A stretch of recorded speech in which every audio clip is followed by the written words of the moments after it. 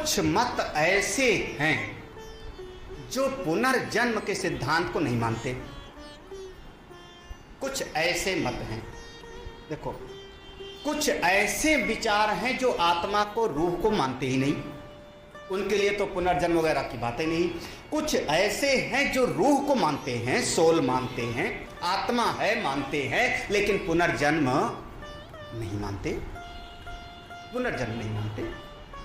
तो जब पुनर्जन्म नहीं मानते ऐसे लोग, तो एक वैचारिक समस्या पैदा हो जाती है, चिंतन की बात हो जाती है कि महाराज आप, मेरे मन में दो शंकाएं पैदा हो गई। जैसे आप लोग हमसे पूछ लेते हो, सनातन दर्शन में पूछ लेते हो, कभी कोई पूछे कि अगर आप पुनर्जन्म को नहीं मानते कि ये जीव फिर से पैदा होता है, आप पुनर्जन्म नहीं मानते हो, तो मेरे सामने दो प्रश्न है, आप इसका समाधान करके दिखाओ, बताओ, हमको समझाओ। पहला प्रश्न है अकृत अभ्यागम और दूसरा प्रश्न है कृत विप्रणाश।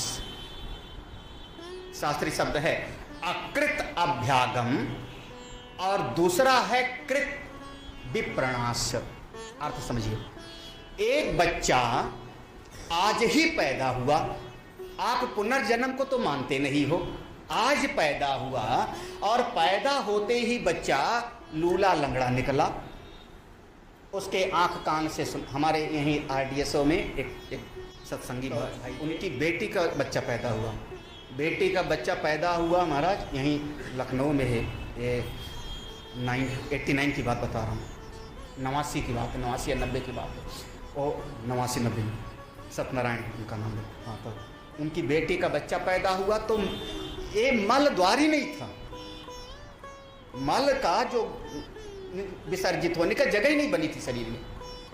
उसको तुरंत भागे वहां से, अमौसी लेकर के बच्चे को, डॉक्टरों ने बताया, अमौसी से बाई एयर वो दिल्ली पहुंचे, दिल्ली में दूसरे दिन ही उस बच्चे का ऑपरेशन हुआ, खैर बच गया। वो कन्या जब हम, चूँकि हमारे सत्संग में आया करती थी, तो उसने हमसे जो पूछा, उसने कहा स्वामी जी, देखो सत्संगी पूछेगा तो कैसी बात पूछेगा, आज तक मुझको याद है, 89-90 की बात है, 20-22 साल पुरानी बात। उसने कहा स्वामी जी, 5 महाभूत के मिलाने में कोई गड़बड़ी हो गई थी क्या? हाँ, सत्संगी आदमी की बात, 5 महाभूतों से बना शरीर, मिश्रण में कोई गड़बड़ी हो गई थी क्या? अब ऐसे लोगों को उत्तर देना भी साधारण नहीं होता जो ऐसी बात पूछे। अब एक बच्चा पैदा होते ही अस्पताल में भर्ती हो रहा है, वेंटिलेटर पर रखा जा रहा है, एक बच्चा पैदा होते ही भूखा मर रहा है, त्याग दिया जा रहा है, एक बच्चा पैदा होते ही चांदी का चम्मच मुंह में, चारों तरफ से उसके सेवक। ऐसा क्यों हो रहा है? उस बच्चे का क्या अपराध है? उस बच्चे के भीतर जो रूह आई है, जीवात्मा आया है, उसने क्या गलती किया है जो उसको पैदा होते ही अस्पताल दुख कष्ट मिल रहा है? उस बच्चे का क्या पुण्य है? उसने कौन सा कर्म किया? अभी तो अभी पैदा हुआ, जो पैदा होते उसके चारों तरफ से स्वागत सत्कार हो रहा है, बधाइयां बज रही, कहां से आया? आप लोगों के लिए कोई कठिन नहीं, आप लोग कह दोगे जैसा कहा था वैसा। हाँ, आप सनातन धर्म के लिए तो कोई समस्या नहीं है, आप लोगों को महाराज एक तो कर्मों का लेखा जोखा है, जो करके आया था वही भोग रहा है। लेकिन जो पुनर्जन्म को मानते नहीं हैं, उनसे पूछो कि ऐसा क्यों हो जाता है, बताओ फिर आप। कोई समाधान नहीं। इसका नाम है आकृत अभ्यागम। आकृत माने जो कर्म हमने कभी किया नहीं है, उस कर्म का भी फल हमको भोगना। आकृत जो किए ही नहीं, क्योंकि पैदा ही नहीं हुए थे पहले, तो फर्स्ट जन्म है, तो आकृत। फिर दूसरा पुनर्जन्म तो आप मानोगे नहीं, पुनर्जन्म तो मानते नहीं हो आप महात्मा भाई। तो आप ये बताओ कि ये जीव इस जीवन में 100 कर्म किया, 100 कर्म के 10 कर्मों का फल भोग लिया, 50 कर्मों का फल भोग लिया, और 50 कर्मों का फल यहां नहीं पाया और मर गया।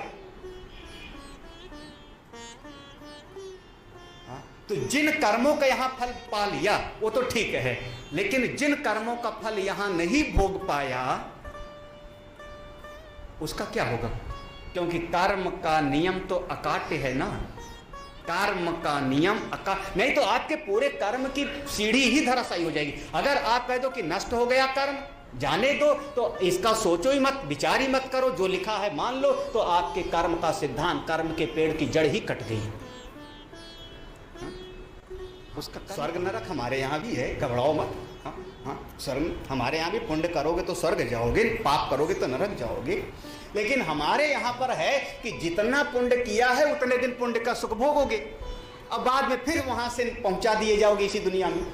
जितना पाप किया है उतना दुख भोगोगे नरक में, और उसके बाद फिर इसी दुनिया में आप पुनर्जन्म में आ जाओगे। उनके यहाँ पर पुनर्जन्म तो है ही नहीं, तो कितने दिन तक नरक में? बोले हमेशा के लिए। कितने दिन तक आपको स्वर्ग में रहना पड़ेगा? बोले हमेशा के लिए, अनंत काल के लिए। तो भैया एक आदमी